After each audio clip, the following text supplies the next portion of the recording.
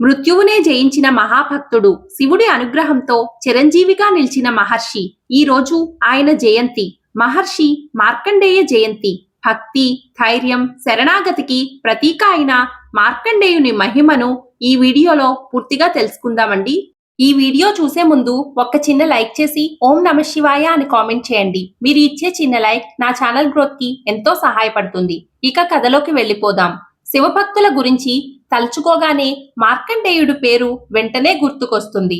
పిల్లల్లో భగవంతుడి పట్ల విశ్వాసాన్ని, అనుకున్నది సాధించడంలో చూపించాల్సిన పట్టుదలని పెంచేందుకు మార్కండేయుని కథను ఆదర్శంగా చెప్తారు.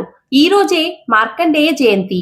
ఈ రోజున మార్కండేయుని కథను ఒక్కసారి విన్నా ఆ పరమేశ్వరుని అనుగ్రహం కలుగుతుంది. మరి అంత గొప్ప శివభక్తుడైన మార్కండేయుడి కథను ఇప్పుడు తెలుసుకుందాం. పూర్వం మృకండు అనే మహర్షి మరియు అతని భార్య మరుద్వతి ఇద్దరూ కలిసి ఆశ్రమంలో జీవించేవారు. వారు పరమ శివభక్తులు. కానీ వారికి వివాహమయ్యి చాలా సంవత్సరాలు అయినప్పటికీ సంతానం కలగలేదు. అప్పుడు మృకండ మహర్షి శివుడు కోసం కఠోరమైన తపస్సు చేస్తాడు.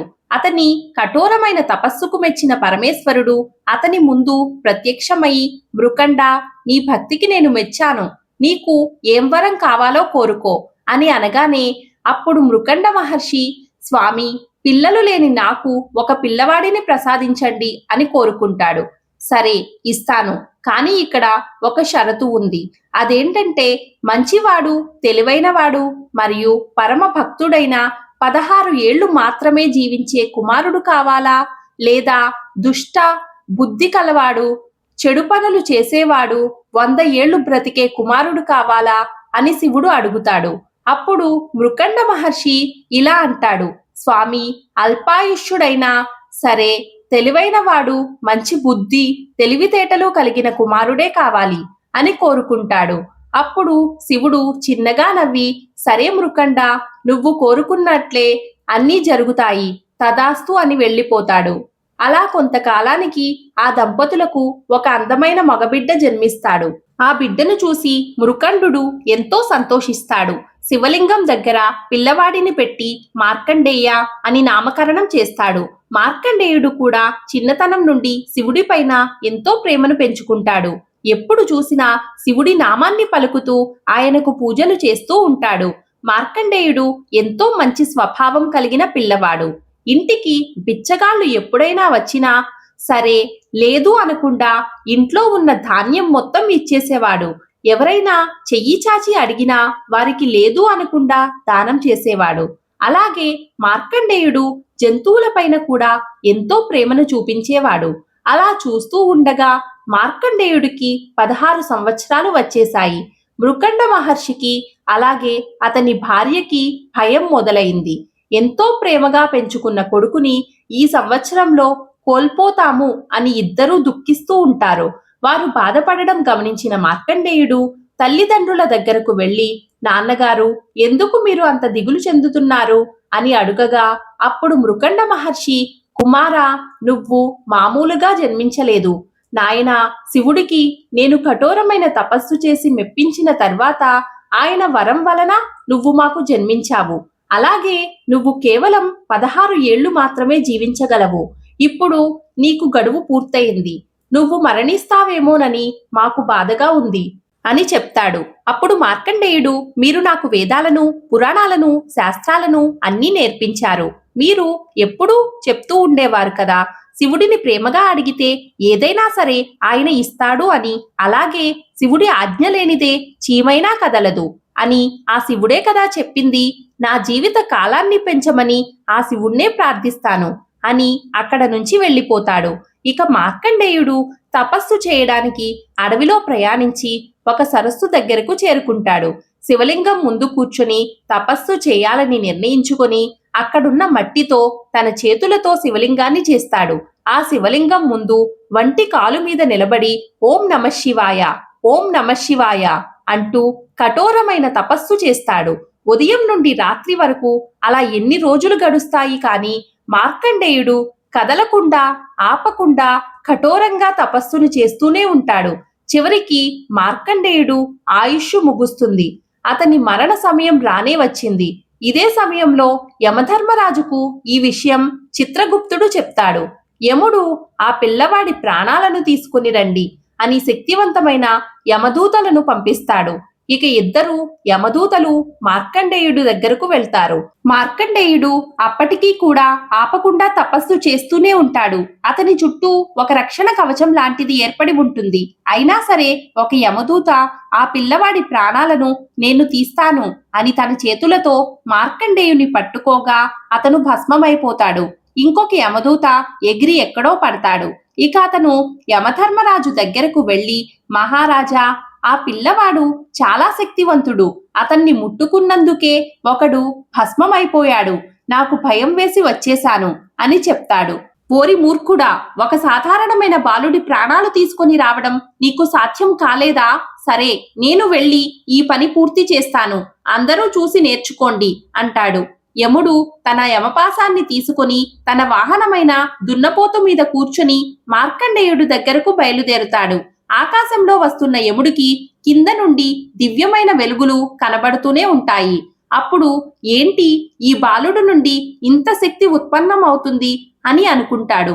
యమధర్మరాజు మార్కండేయుడు దగ్గరకు వెళ్లి, ఓ మార్కండేయ, భూమి మీద నీ ఆయుష్ ముగిసింది, ఇక నువ్వు నాతో రావాలి అని అంటున్నా కూడా యముడిని మార్కండేయుడు పట్టించుకోలేదు.